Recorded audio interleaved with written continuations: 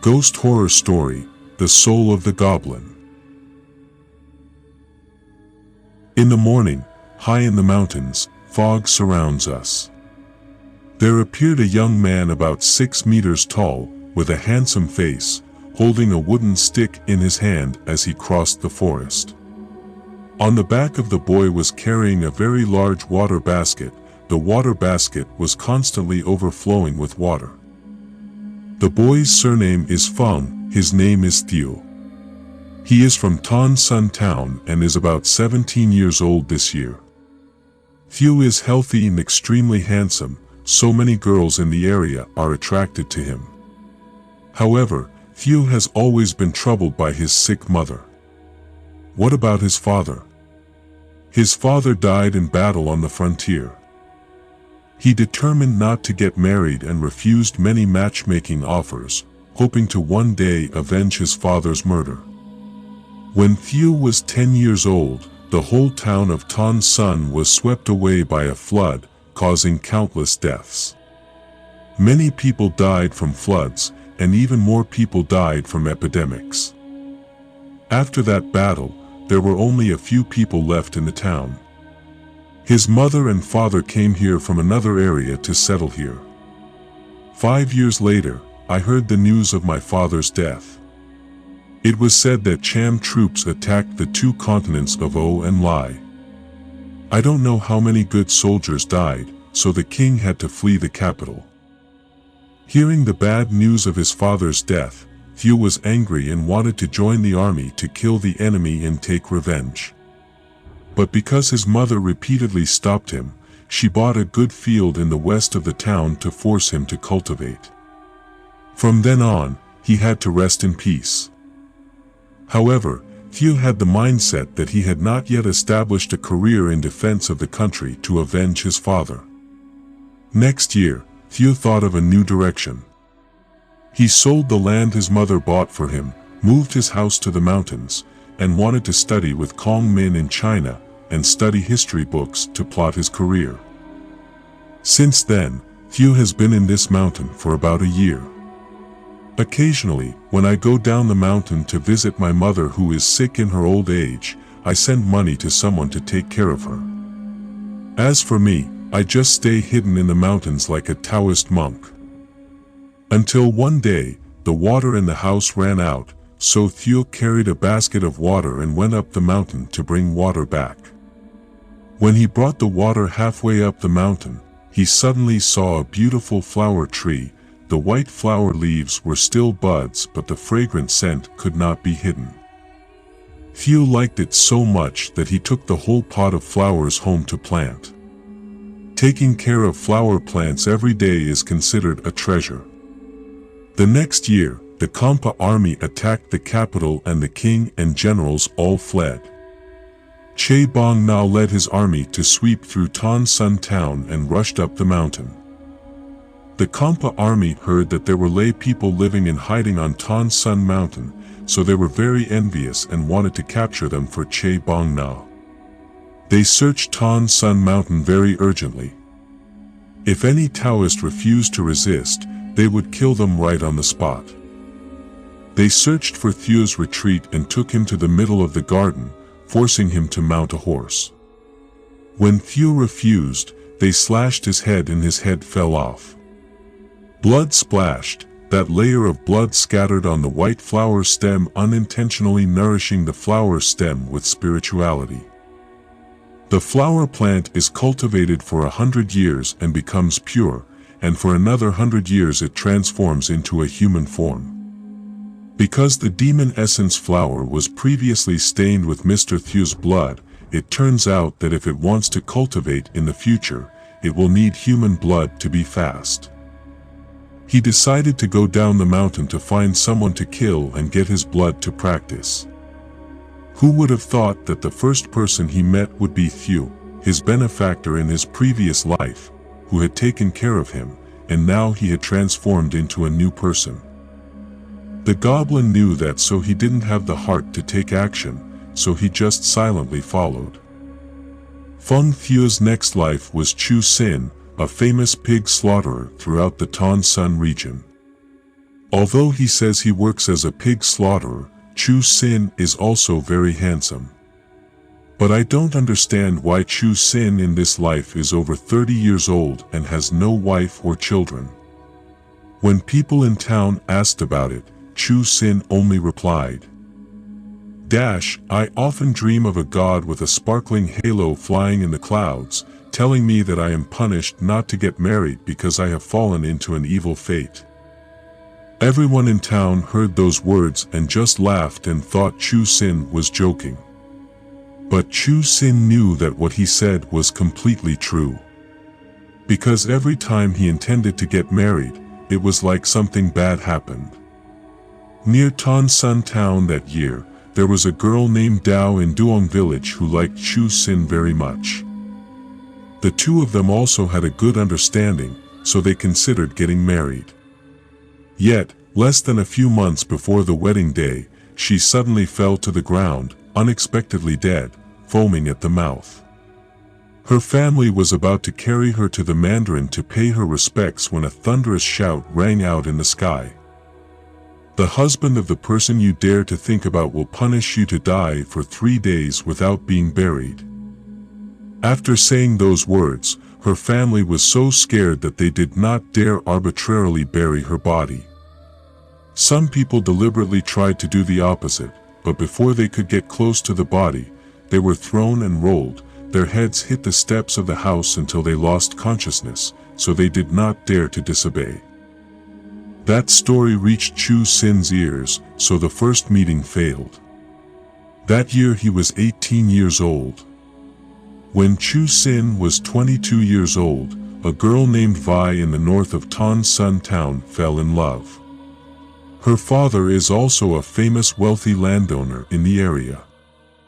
Hearing that she was deathly in love with the pig slaughter Chu Sin, the landowner immediately sent someone to force Chu Sin to come to his house and arrange for the wedding ceremony. But after only a few days of doing these things, the landowner passed away. He also foamed at the mouth and died instantly. Ms. Vi had no relatives, and her family's assets were all scattered by the servants, leaving only the garden remaining. Those people had no one else to take care of them, so they left. In the end, Ms. Vi was so broke that she had to borrow money and even had to sell her body into a brothel to pay off the debt. After that incident, Chu Sin thought that he himself could not get married. There are also stories of people losing their families because of marrying him, and their bodies being exiled from home, making them even more determined not to get married again in this life.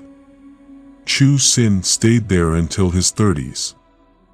Until one day, when I went out of town for a walk, I accidentally wandered up Ton Sun Mountain and saw a very beautiful young woman, wearing a white dress and black sideburns. Looking at her identity, she must be a young lady from a noble family. Chu Sin saw her and became so fascinated that he lost appetite and sleep. Every day, I just wait until the pork is sold out quickly so I can sneak behind the mountain to see the beauty. The beauty wears a white outfit, although the style is different every day, but the color remains the same. She often walks alone on the trail leading up the mountain.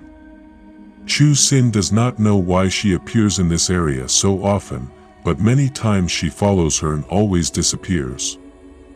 One day Chu Sin insisted on following, so close that he was only about 10 meters away. But when he got halfway up the mountain, he immediately disappeared. Many times like this, Chu Sin became very curious, so he tried to find out more and more. One day, he followed the girl halfway up the mountain and saw that she still disappeared like last time. This time, Chu Sin did not stop. He chased after her, grabbed her wrist and pulled her back, wanting to ask her something. But in the blink of an eye she was gone again. In Chu Sin's palm, there was still a small amount of speckled white powder left. From that day on, he guessed that the girl might be a flower demon, a flower that had turned into a demon with a human-like shape. But that doesn't make Chu Sin afraid, he's even more fascinated. In ancient stories, he often heard people say that there were people who died in love with goblins and died in a very scary way. There were also people who fell in love with goblins and were later given magic to become fairies. Those things are like a passing dream. The middle of January is the spring season, and many people travel around the country for early spring tours. Waiting for that opportunity, he waited at the foot of the mountain. He guessed that the elf girl, who also wanted human pleasures, would go down the mountain on this occasion to enjoy the spring weather. Sure enough, the young girl appeared dressed in white, her whole body smelled sweet, and her face was beautiful. She mingled with the crowd of tourists. Chu Sin followed and waited for the opportunity. At noon, unexpectedly, an old healer named Teet passed by and saw the young girl and immediately bled. He is a powerful person in the town, with a group of thugs following him. After a while of probing, he knew she was alone, so he deliberately incited the hoodlums who kidnapped her to play tricks. Chu Sin knew about that and got angry. When he was careless, he pulled out a pig butcher knife and stabbed him once. Blood spurted out in a jet that flowed more than a pig's blood. Old Teet rolled his eyes and died on the spot. Chu Sin hid into the crowd. Tourists panicked and shouted to arrest the perpetrator, but they did not know who it was because there were too many people around. The group of thugs later left because old Teet was dead. Chu Sin followed the young girl. Coming to a deserted alley, the girl turned into a small alley. Chu Sin still followed, and after walking about half a step, a soft voice sounded very sweet and asked, "Why do you keep following me?" Chu Sin turned to look at the source of the sound and saw the young girl looking at him and smiling. He was so happy that he ran to her, took her hand and immediately whispered, "I originally admired her, but because I didn't know her name, I didn't dare to get to know her. Now that you've discovered it, you don't dare hide it anymore. Now I say I only want to be with you. I vow to love only you for the rest of my life." After hearing this, the young girl withdrew her hand, smiled and said, "How can anyone swear so much when they just meet? If you are interested, come to Tan Sun Mountain to meet me on the 15th of next month." After the young girl finished speaking, she turned around and walked straight. Chu Sin asked, "I still don't know what her name is." The young girl replied, "My family name is Lu / name is Hute / please remember carefully." Then lost sight at the end of the small alley. Chu Sin chased her to the end and only saw that it was a dead end, making it even more certain that Hute was the transformed flower elf. He opened his palm and looked closely and discovered that it was very similar to last time. His hand was full of pollen particles, smelling it was very fragrant. Chu Sin returned home and planned to wait until the 15th of next month to make a trip to Tan Sun Mountain. But unfortunately, before that time could come, the Ming army invaded the country and the Ho dynasty lost its country. The entire town of Tan Sun was swept by the enemy, killing countless people. Chu Sin was also among them. That year Chu Sin was nearly 40 years old. Chu Sin's next life was Down Gwinn, who was born into a noble family. His father worked as a scholar under Lord Trin Kong. From childhood until adulthood, Down Gwinn was known as a bookworm who rarely appeared to socialize outside. On a humid day, Down Gwinn felt frustrated and immediately went to Tan Sun Mountain for a trip. Unexpectedly, when he reached the middle of the mountain, he immediately came across a very large flower tree. The flower tree was taller than a person's head. In his entire life, he had never thought that he could meet such a large flower tree, so he was very excited. From then on, I went home and found a good worker, planning to dig up the roots and plant the next day. One day, Down Gwinn was sleeping and saw in his dream a young girl in a white shirt. She appeared sitting by the door, sobbing and saying, "I have no hatred or resentment towards you, so why would you harm me?" Down Gwinn kept asking until she said, "I am originally that flower tree. If you don't want to kill me, then don't dig up that flower tree, I will pay you back." Down Gwinn immediately agreed, and when he woke up the next morning, he immediately told the worker that he didn't have to work anymore. Then he went up Ton Sun Mountain and stood in front of the flower tree and whispered, "If what happened last night is true, then please show your face so I can meet you." Sure enough, a moment later, from behind Down Gwinn appeared a young girl, with smooth white skin and bright facial features.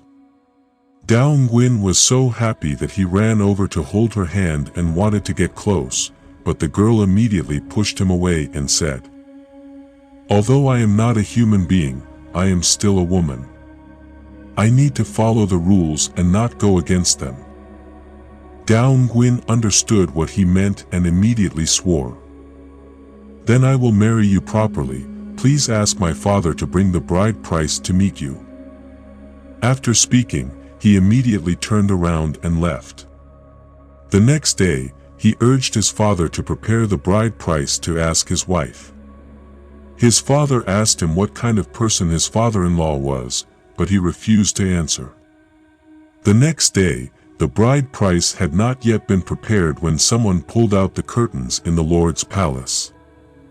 The Lord was angry and immediately beheaded Down Nguyen's entire family and banished the 3 clans. That year Down Gwinn was 19 years old. After 3 lifetimes, the young Feng Theo all died unexpectedly, making the demon flower feel very strange. In the end, when she researched, she realized what was the cruel fate. Feng Theo, who had not been able to marry in 3 lifetimes, was a man who had a marriage contract with a god. He committed the serious crime of falling in love with a demon like her, so he died unexpectedly. If he marries a mortal, the gods will punish the mortal to die in his place. But when he married a demon, the spirit couldn't control him, so he had no choice but to kill him to keep the relationship. The goblin knew about it, so he was very angry with the god and silently waited until the next life to break this fateful relationship. She does not wait for him to come find her, but will find him herself to force the fate to break the god's thoughts. Down Nguyen's next life was a Taoist monk named Trin. In this life, Taoist Trinh Cung extremely hates the goblin species. Perhaps he will soon fulfill my wish. Trin Kong is famous for his skill in exorcising evil spirits. He also studied the demon exorcism subjects of the Lu Ban and Mao Sun sects, and has many skilled fellow practitioners. Trin Kong, when he attained enlightenment, clicked his knuckles, knowing that he had 3 cruel fates with demons. Then he automatically wanted to cut off this relationship, set up an altar to worship the heavens, and receive the predestined God in heaven to perform a farewell ceremony. After the ceremony was completed, the sky shook with all brightness. The goblins learned that Trin Kong had become friends with the gods and immediately became angry. From then on, his love turned into hatred, and he used many evil tricks to try to kill Trin Kong. She turned into an old nun, begging for alms at the end of the street. During the day, he goes out to beg for food, and at night, he goes to the deserted temple to sleep. That deserted temple is right in front of the temple. Trin Kong had no doubts about this nun, until later he discovered that there were many demonic spirits around the monastery. He used magic to interrogate him until the local god revealed. Right near my temple, there is a flower demon that has turned into a star that is several hundred years old. It's been waiting here for months, just to kill you." After hearing this, Trin Kong became very angry, so he carried a wooden sword in one hand and rushed straight to the deserted temple, looking for a nun to kill. The flower lover did not know what was going on, but he still went out to greet Trin Kong and was slashed by him, causing his entire arm to fall off. The goblin fled in panic, turning into the wind and flying away. From then on, the hatred for Trin Kong became more and more severe. On the slopes of Tan Sun Mountain, one could see that the giant flower had lost a branch and looked less colorful. Another time, Trin Kong had to go to Kwak Oai town to meet fellow believers. Passing by the roadside, he saw a beggar woman in very ragged clothes. He felt compassion and bent down to give her a coin. Who would have thought that it was a demon transformed into a demon? Taking advantage of his mistake, he stabbed Trin Kong with a knife in the eye. Trin Kong's right eye was hit by the knife and fell out of the gaping eye hole. Trin Kong quickly stepped back and was about to slash the goblin, but the goblin ran away. From then on, Trin Kong became blind in one eye, and the hatred between the two became even deeper. Unconsciously, from the first life, the two people were originally in love, but after 3 lives, they turned into enemies, which is also fate. In the blink of an eye, the man with long hair and white beard finished telling the story. Lang was bewildered for a long time, still thinking back, then asked again. "So, will your founder Trin Kong be able to kill that elite demon in the future?" The white-bearded man replied, "There's no way to kill it, that goblin is getting more and more cunning. In the end, my founder even had to move to the mountains to avoid meeting him." Lang looked up at the altar behind the white-bearded man. "I saw a drawing of an old monk with a very long beard, and in his hand was holding a whisk with a white thread hanging down to his knees. Just ask. So, is the painting you hung there a painting of Mr. Trin Kong? It just happens to be missing an eye." The white-bearded man replied, "Yes, it's you." The patriarch neither married nor had children, nor did he accept disciples, which is strange. Lang slapped his thigh and said, "That's right, I'm a big fan of the Taoists in ancient stories like that. He is even more skillful than the swordsman in Kim Dung's story." The white-bearded man listened, his beard seemed to curl up, his eyes widened, and he said, "Arrogant backslash, you are not allowed to insult religious people like that. Oh well, I finished reading the hexagram for you, please go home." Having finished speaking, the white-bearded man waved his hand to chase Lang away, then quickly once again took the 50,000 polymer bill and put it in his pocket. Lang looked here and immediately smiled and said, "Oh my God, I thought he was so noble, but it turns out that the descendant of that god is still so greedy for money." The white-bearded man said nothing, just glared at Lang. Lang did not argue with him, just turned around, smiled and walked straight. In early spring, he went to the temple to relax his mind for the upcoming days of work. Lang was originally a pork seller, perhaps very similar to Trin Kong's second life. This time, when he went to visit the temple, he saw a fortune teller sitting in a corner. He got excited and asked him to read a hexagram. Unexpectedly, this teacher immediately said that he was destined to be haunted by ghosts and unable to get married. He even brought up the story of a certain ancestor of his to scare Lang. Lang listened but only felt funny, wanting to give this teacher a slap on the ear.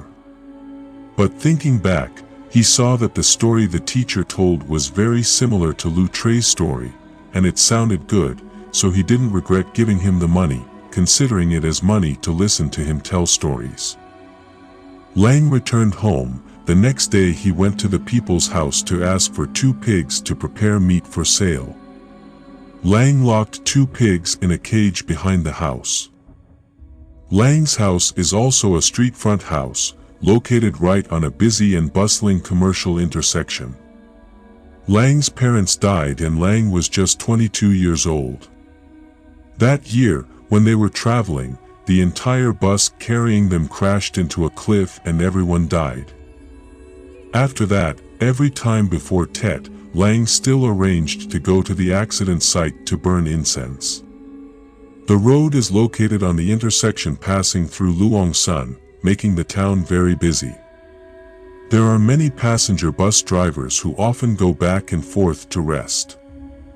After arranging the 2 pigs in the cage, Lang unlocked the door, pulled the usual wooden table out, and cleaned it thoroughly. When Lang opened the door for a while, he suddenly discovered that there was a pot of lilies already placed there in front of the door. He did not know who placed it. Lang frowned and considered, also took the flower pot into the house and placed it somewhere. The lily of the valley is a beautiful flower, has a strong scent and blooms for a long time. Placing lily of the valley in the house can scent the entire room. Lang was very excited when he learned that someone had intentionally given him this flower pot. For the time being, he did not think about pig slaughter. But just think about where to place this flower pot appropriately. The pot of lily of the valley is about 20 centimeters high, and has branches and leaves that are twice as tall.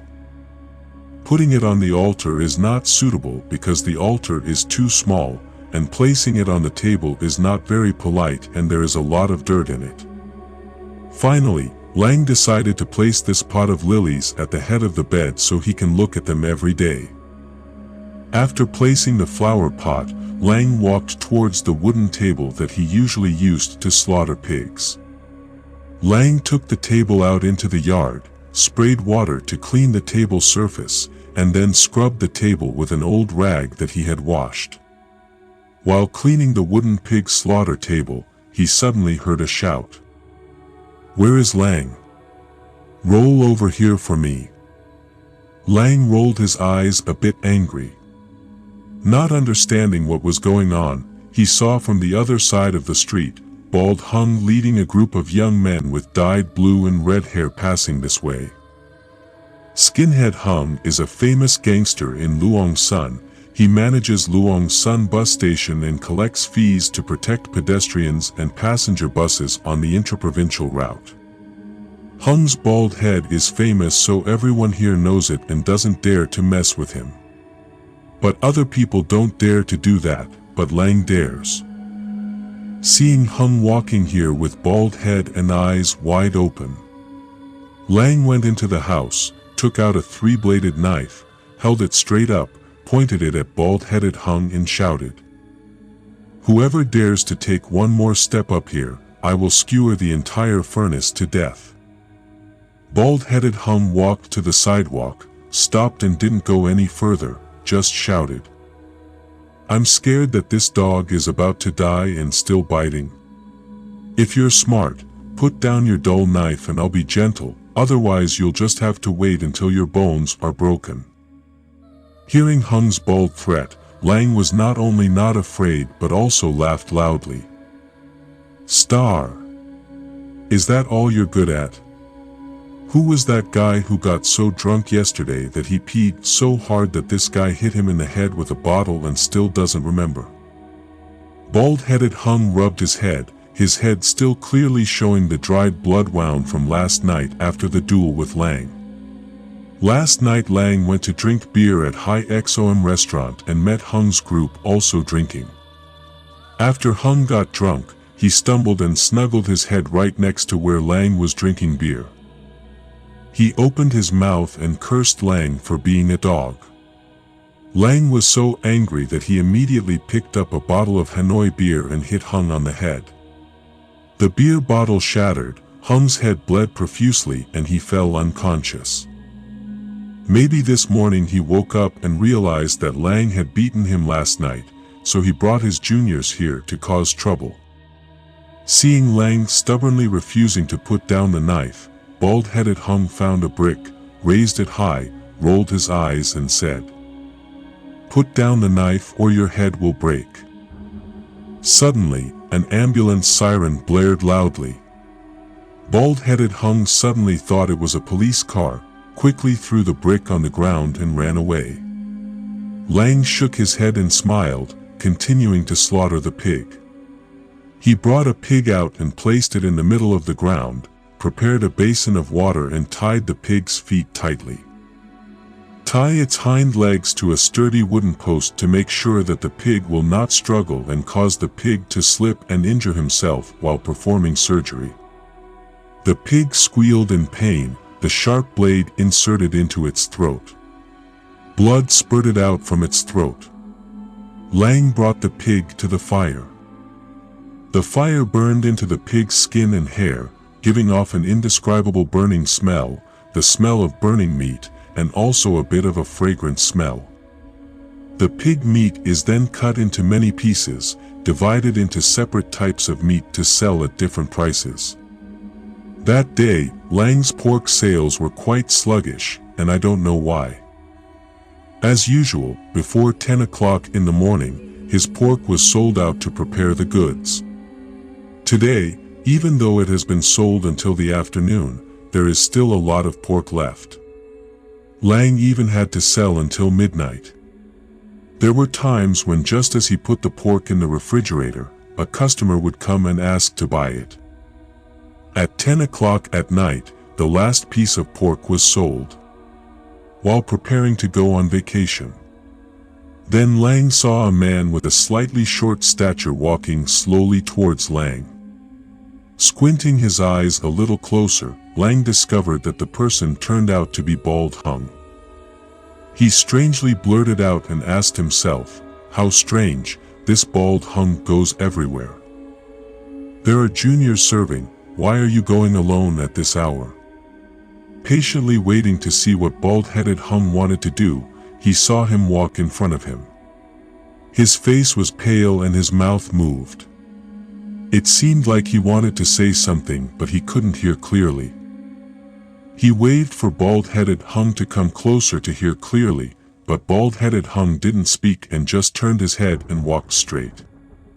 After that day, Bald Hung disappeared, and people never heard anything more about him. A notorious gangster just disappeared in a very strange way. When it comes to Lang, there are many more thrilling stories. Since a pot of lilies appeared in his house, all of his good luck in buying and selling at high prices seemed to be gone. What's even more strange is that anyone who comes to see him to have a problem disappears just like the Bald Hung guy. Many times, Lang considered throwing away the pot of lilies. But even if I threw that flower pot out, the next morning I would see it again at the door. Lang was very scared and suspected there was something bad related to spirituality, but he didn't dare tell anyone. The next day, when he went to the temple, Lang met the man who had previously told him a hexagram. This person is still sitting in that position, still indifferent as usual. He always sat twirling his beard and looking very pleased. Lang came to his fortune-telling booth, sat down in front of him, and began to ask in a low voice, "Do you still remember me?" The old fortune-teller's eyes sparkled. He immediately opened his voice and said, "I thought you were dead so you wouldn't come back anymore. What's wrong? Believe what I said, right?" Lang scratched his head and said, "Am I really haunted?" The old teacher smacked his lips and affirmed, "Really, what else? I've always been able to predict accurately. And I'm the one who inherited the craft from Mr. Trin Kong."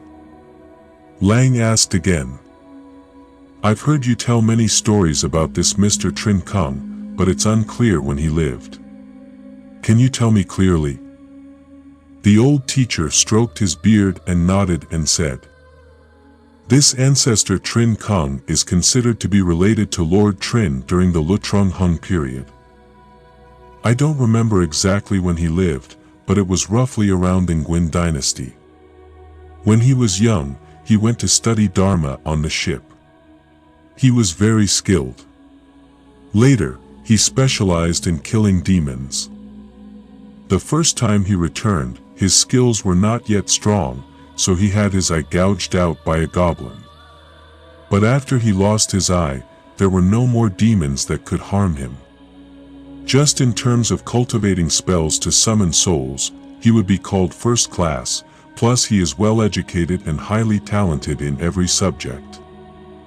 Listening to the old fortune teller's flattery, Lang also expressed admiration. However, today I didn't come here to listen to him tell a story, but mainly I came here to ask him to explain to me about the recent appearance of the pot of lilies. And the matter of people going missing, and also the fact that business has gone down in recent months. Lang thought for a moment, then said, "Recently, a pot of lilies often appears in front of my house. I'm not sure who left it. At first I was excited and thought whoever gave it to me would take it home and plant it.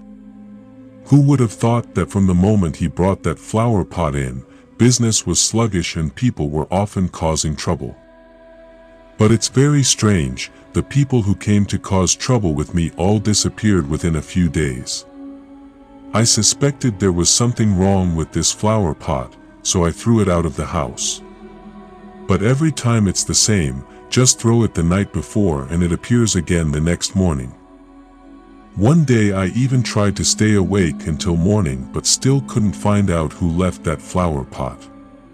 Because clearly I was looking through the door all night, but at exactly 5 o'clock in the morning, I blinked and saw the potted plant there again."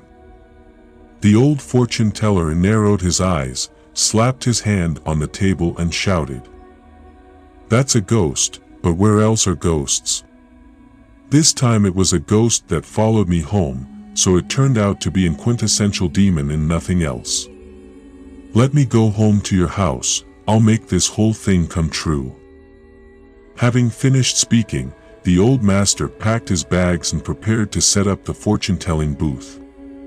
Lang immediately agreed and said, "Okay, you just go home and help me. If you can help me, I'll treat you to pork all day." The old fortune teller heard the smell of pork and immediately snorted, licked his lips and said, "It's been a long time since I've eaten pork. This temple doesn't sell it." From then on, he followed Lang to his home in Luong Sun. When Lang just led the fortune teller into the house, the fortune teller snorted and cleared his throat and asked, "What smells so good?" Lang replied, "That's the smell of lilies, there it is." Having finished speaking, Lang pointed to the lily of the valley plant placed right on the table in front of his bed. Then Lang ran to the refrigerator, opened it, took a piece of meat, brought it to the faucet in the backyard, washed it, added a little salt and put it in the pot to boil. The fragrant smell of boiled pork made the old fortune teller quietly crave it without saying a word, just waiting for the meal. While waiting for dinner, he walked around the house to investigate, then looked at the pot of lilies without saying a word. Lang came up from the kitchen and saw the old man looking around, so he asked, "So did you see anything?" The old man shook his head calmly and said, "No, I don't see anything." Lang was a little annoyed and said, "Why are you so bad? Doesn't every fortune teller, when entering a house, often say that the house has some kind of black or negative energy? All of those teachers say the same thing and speak so highly of themselves. Does that mean his profession is not up to par?" The old fortune teller put his hands on his hips and argued, "So if you just say that a house has yin and yang energy, then you are a good fortune teller? That's just a trick of a scammer to make money. I have to see it before I can say it. There's nothing wrong with your house that I can say. Because, to put it bluntly, if you commit the karma of my sect, You will lose all of your destiny, nothing more, and what business will you be able to do in the future? Lang chuckled and thought it was right, then asked him again. What about this flower pot? Did you see anything? The old man thought for a while, then suddenly nodded and said, You see, ordinary flowers don't smell like this. Lang asked, So what kind of flower can be so fragrant? The old man tilted his head and said calmly, Are you really an idiot, or are you just pretending? Of course, flowers grown in good soil are perennial flowers. Lang was stunned, but after a while he understood what he meant and cursed. Hell, take him away. I'm not kidding, this month half of the freezer is full of pork. The old teacher rolled his eyes and curled his beard and asked, So it turns out you boiled meat for me? Lang smiled and scratched his head and ears and said, It's not that it's lonesome, but why are you worried? If you leave it frozen in the refrigerator for up to 10 years, the meat will still eat as usual. The old teacher swallowed his saliva and couldn't say another word. After the two finished eating, Lang turned around and closed the restaurant door, when suddenly he saw the bald figure of Hung appear. The guy continued walking from the end of the street towards this direction. Lang cried out, Hung is bald. But less than halfway through, a hand covered his mouth, the hand of the old fortune teller. The old man said, If you don't want to die, don't call him back. Why are you so stupid? He's clearly a devil and you still want to call him into your house so he can catch you. Lang doesn't think that's right. Yes, there are people who are stupid. He's bald-headed Hung, he lives in Luong Sun. He's been missing for several months and no one has found him. Yesterday in town, they even sent the police up here to interrogate from house to house about the news about bald Hung. Now that he's back, I have to go out and tell him the news. The old fortune teller jumped up and said, Oh my God, I've never seen anyone as stupid as you in my life. So let me ask you, why did he disappear for so long and only now appear? Are you still wandering around alone at night like this?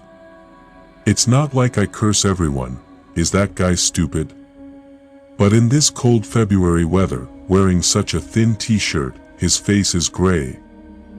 Lang explained in a low voice. Then I don't know, this bald-headed Hung was famous in the past. But he often has a hobby of scaring others into playing games, so he's very arrogant. It's still normal for him to walk shirtless in the winter sky. The old fortune teller waved his hand tiredly and said, Okay, I can't tell you, that's what you wanted to do, I won't stop you. Lang ignored what the old man said, turned his head and looked through the crack in the door to see if bald Hung was still there or not. At that moment, a large figure wearing a black t-shirt was standing in front of the door. The black, white eyes without pupils opened wide, looking straight at Lang's face, making him immediately startled. Lang jumped back in fright and cried out, Oh my God! The old fortune teller's harsh laughter rang out. What's wrong? I'm right, don't believe me. When Lang stepped back, bald Hung's whole body penetrated through the door, as if this door could not be an obstacle for him. Bald-headed Hung kept walking straight in front of Lang, mumbling and not knowing what he was saying. All I know is that a moment later, he turned around and walked away just like the last time Lang saw him. The old fortune teller now spoke up. Luckily for you, I'm still here, so he's afraid to do anything, otherwise. Lang immediately dismissed. No, I've also met bald-headed Hung with the same look once before. Last time he walked towards me like that, said a few words to me and then left. When the old fortune teller heard that, his face immediately turned thoughtful and he said, "If so, then he doesn't want to harm you, but I think he seems to want to warn you about something." Lang nodded and said, "Yes, I think so too." The old fortune teller nodded. "Okay, we will temporarily investigate this matter later. For now, you should still consider your pot of lilies." Lang asked, "What do you plan to do?" The old fortune teller replied, "I want you to throw that flower pot out of the house, then tonight we will watch to see if it is a devil or a goblin that brought that flower pot." Lang nodded and did so. He took the flower pot and threw it outside on the roadside. That night, Lang and the fortune teller brewed a pot of strong tea, their faces as calm as a flute, looking through the crack in the door to the front of the house. The old fortune teller wrapped a few red threads around the crack in the door, then brought out the bronze mirror to look at it. Lang saw that and immediately asked, "What are you doing?" The old man replied, "If it's a regular devil, there are species that can be seen with the naked eye in the dark, but there are also species that are not like that. You have to look through a bronze mirror to see them. If you can look through the Bagua mirror, the ghost must be very cunning, or must be classified as a goblin to be able to do that." Lang nodded and obeyed. By midnight, no pot of lilies had appeared. But by early morning, all phenomena had clearly changed. Lang was drowsy and suddenly the old fortune teller shook his hand and said, "Quick, it's appeared." Lang rubbed his eyes and looked through the crack in the door but couldn't see anything. He was about to turn around and blame the blind fortune teller, but he knocked him on the head. "Oh my God, how stupid, like a pig, look at this bronze mirror." Then he tilted Lang's head and looked straight into the bronze mirror. Sure enough, through the bronze mirror, the image of a girl wearing a white collar shirt was reflected, her face full of blue veins, bright yellow lips, and fire-red eyes. She broke off one of her fingers, grabbed a handful of soil, and stuck her finger in it. In the blink of an eye, her finger grew into a lily plant just like the flower pot Lang had thrown before, and the mound of dirt had already turned into a flower pot. Lang was so scared that his whole body fell down and his face turned pale. The fortune teller immediately explained, "Looking at it like that, it's a goblin, not a devil. But look at its hand, it's oozing green, it must be the goblin flower plant. If in order to be allowed to turn into a pot of lilies like that, it would have to be cultivated for at least several hundred years, maybe even thousands of years." Listening to the old man's description, Lang suddenly thought of the image of an extremely old lady happily looking at him. "The more I think about it, the more I feel nauseous." Lang was about to ask the fortune teller when he saw the old man signal him to be quiet. "Shoo! The goblin is about to arrive. Don't break the cord and stir up trouble." After speaking, he looked intently into the bronze mirror. "I only saw a goblin with red eyes and yellow lips, holding a flower pot and placing it right in the middle of the door. It looked inside for a moment as if looking for something but couldn't find it, then looked disappointed and left." After a while, the old fortune teller's spirit calmed down, he sighed and wiped his sweat and said, "Hurry up and I'll spread the red thread, otherwise if it sees it, both you and I will die. It's very similar to a ferocious goblin. If it captures a person, it sucks flesh and blood until only a dry corpse remains." Lang asked, "What is red thread?" The old man replied, "Red thread is a type of thread used when reburying graves with heavy negative energy, used to restrain heavy corpses such as corpses. Red thread is often dyed with a layer of chicken or dog blood to increase its effectiveness. For demons, red thread has the effect of repelling or binding, but for goblins, red thread formed into an 8-trigram shape covering the front of the body can cover their eyes. Lang nodded and said, "So that is." Then asked again, "So now how can I get rid of this goblin? At least don't let that flower pot appear again." Thinking it was the finger of some old woman who lived to be hundreds of years old, I just felt creepy.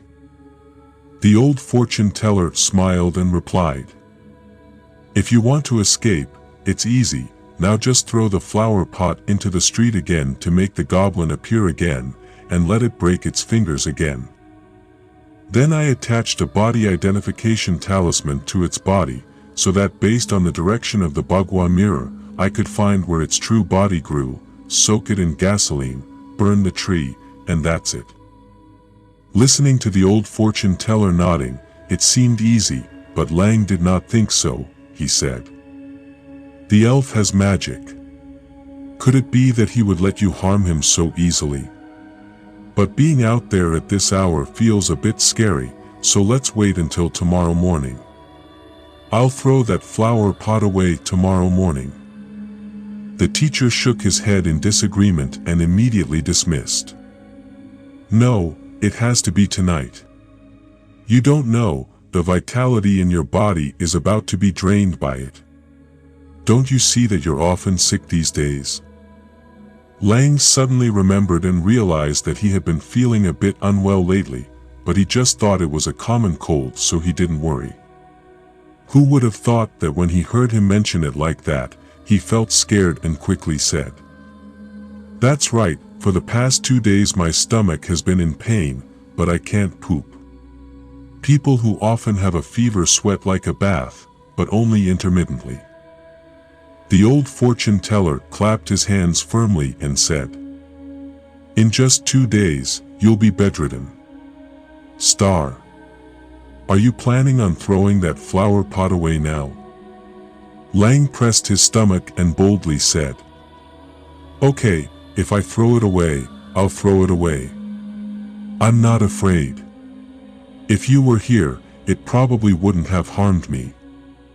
Having finished speaking, Lang rushed out, picked up a flower pot and threw it into the street until it broke. The flower pot was then just a pile of soil with faint smoke like fog rising up. The old fortune teller quickly waved his hand and stuck a talisman on the ground, right near the flower pot from before, then pulled Lang back into the house. Waiting a while longer, the wind outside blew softly again. Through the bronze mirror, Lang can see the goblin soul appearing outside. It looked a little angry, but quickly regained its composure. He calmly broke a finger, picked up another mound of dirt, made it into a flower pot, and brought it to Lang's front door to set it down. Right at this moment, he accidentally stepped on the talisman that the fortune teller had spread out earlier. The old fortune teller happily slapped his thigh until it popped, and the goblin quickly turned around to look at him. But its eyes were covered with red thread so it couldn't see anything. The old fortune teller knew he had just done something foolish and immediately remained silent, not even daring to breathe loudly. Even farts have to be restrained. The goblin waited for a while and didn't see anything else happening, so he turned around and walked straight. Only then did the old fortune teller have a chance to relax and say, "I almost died." The wanderer immediately asked, "So now what should we do next?" The old fortune teller replied, "Wait until morning, then you and I will look at the bronze mirror, following it to where it lives." Lang nodded in agreement, until the next morning. Lang went to a nearby gas station to buy a large 20-liter can of gasoline, then took it home. That can used to hold gasoline was originally a wine can. This time, Lang no longer used it, so he took it away. When the old fortune teller saw Lang bringing back gasoline, he nodded and said, "Okay, that's okay. Then he urged Lang to bring out his motorbike to take the two of them along.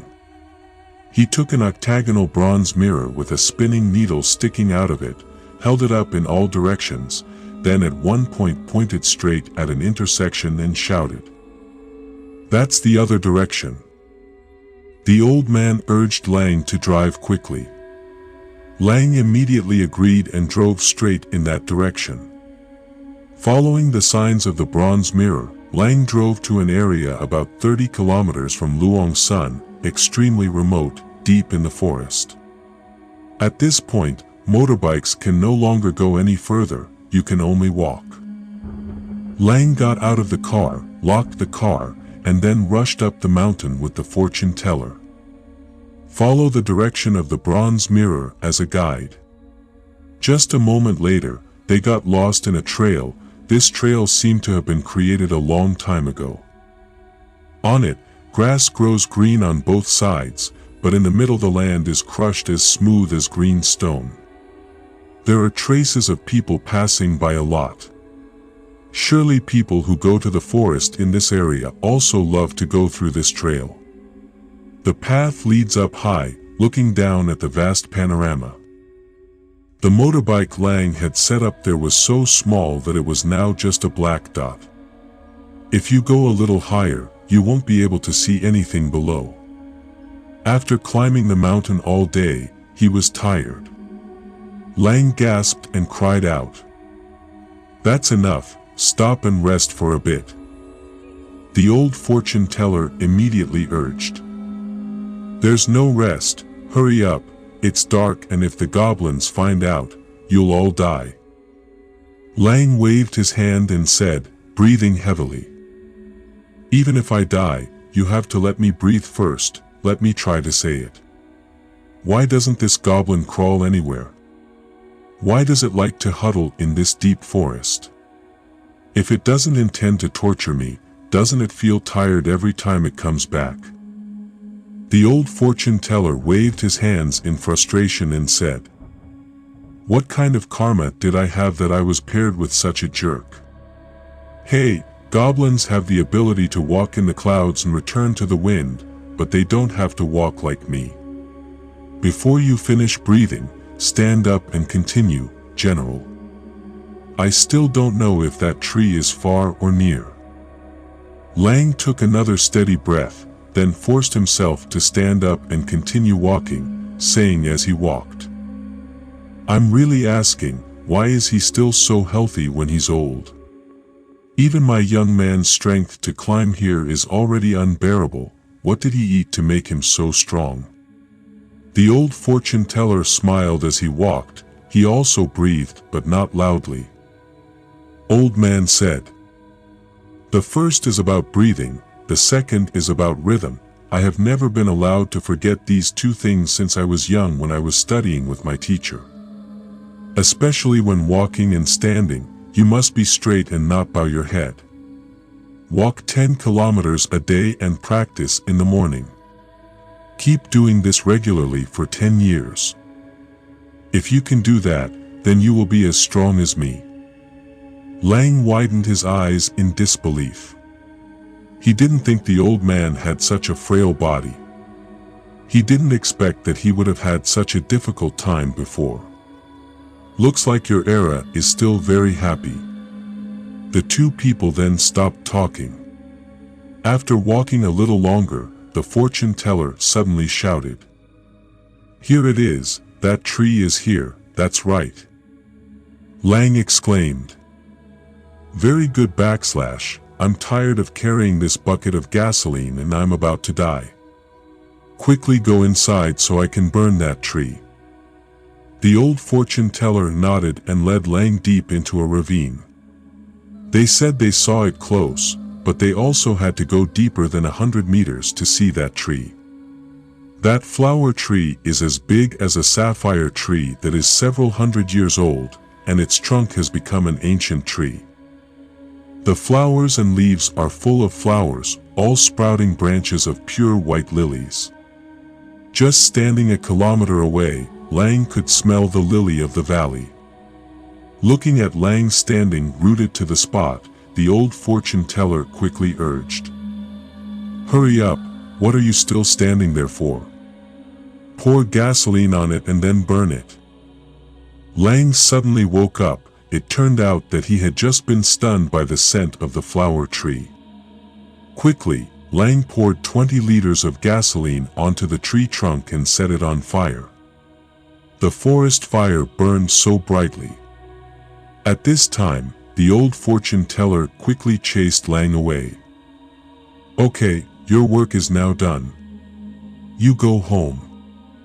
I was still stuck on a part of the story related to this flower elf, so I had to stay and arrange it. You'll probably have a hard time finding me from now on. Lang was stunned, not understanding why this old fortune teller ate something today and chased him away like he was chasing away evil spirits. Only he didn't find out, nor did he want to find out. He just turned and walked straight. The journey down the mountain is much less tiring than up the mountain. Lang walked for a while and ran down to the motorbike he had set up before. Suddenly, in the heart of the mountain, a groaning sound sounded like someone was calling. The sound was so faint that Lang couldn't hear it clearly. He shook his head, then got in the car to go home. That afternoon, Lang butchered a new pig, and sure enough, after everything was resolved, the meat he sold was much better, and no one came to find him anymore to find an excuse to cause trouble. That night, Lang went to bed early. After eating and bathing, he comfortably jumped into bed, closed his eyes, and went to sleep. His breathing evened out as he fell asleep, happy that everything was over. But no, it seems he was wrong. Right at this moment, in the middle of the night outside the door, there was a steady knocking sound. Lang woke up startled, grumbled, and stood up to peek through the door to see who was disturbing him in his sleep so late at night. Turns out it was a fortune teller. He quickly opened the door and asked him, "Oh my God, what are you doing, knocking on my door in the middle of the night like this? But why do I think the devil is a little jerking off my pee? Why did you say you were home, but you told me that yourself?" The old fortune teller shivered and said, "I missed the bus and had to walk, so I only got here now." Lang burst into laughter and said, "It's good for that blind fortune teller, who also plays noble tricks like a god and a devil, and acts like a noble man who has attained enlightenment with me. Give him his due, now come here." Lang opened the door and raised his hand to welcome the fortune teller. The old man trembled as he entered the house, then crawled straight into bed, covered himself with a blanket, and closed his eyes.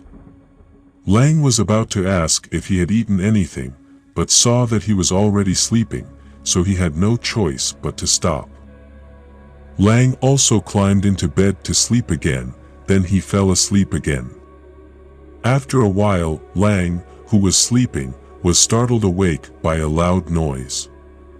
The old fortune teller was no longer by his side but had gone somewhere. When he turned his head to look back, Lang suddenly saw the old man retreating under the kitchen cabinet, right near the pot of frozen rancid pig's blood from the refrigerator that he had just drained out that afternoon. Lang jumped up and shined his flashlight straight in that direction. He was immediately startled and frightened. Because the old fortune teller had already shoved his face under the pot of rancid red blood, his mouth gulping down the red blood like a dog drinking water. His eyes sparkled, there was something red like fire in them, his lips were stained with blood but still bright yellow.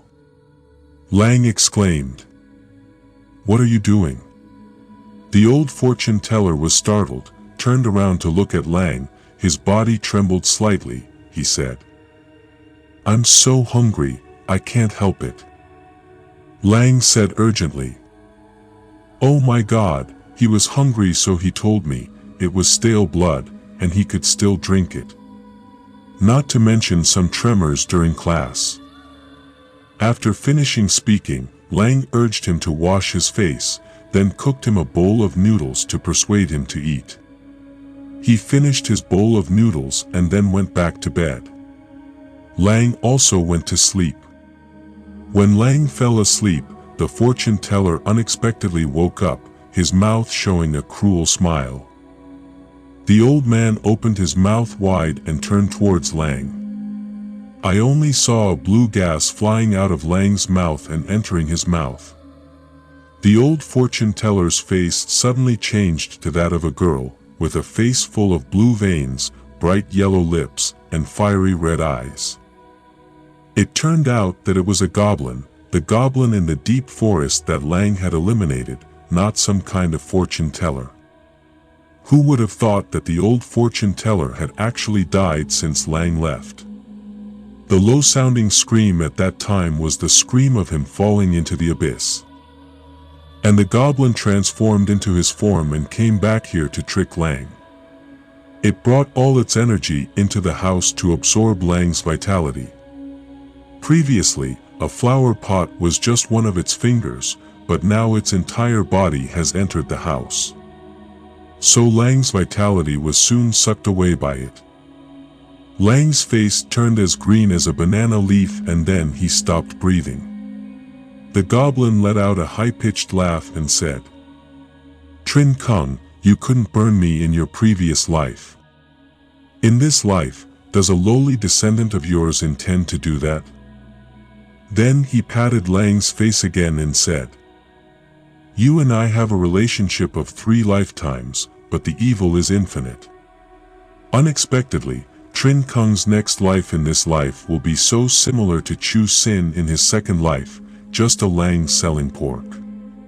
I will continue to wait for your next life. The hatred between the two of us will never end. Having finished speaking, the elf laughed shrilly and then turned into a puff of blue smoke and disappeared. Suddenly, the bald ghost of Hung appeared again. He came in front of Lang's body and whispered clearly, "Goblin, goblin, it killed me. Run, my body is crushed." The ghost of Lang. Bald-headed Hung disappeared. A stream of blood suddenly leaked out of Lang's mouth, flowing to the ground, gradually forming a very strange line of bright red letters. Endless hatred, Trin Kong. Run out of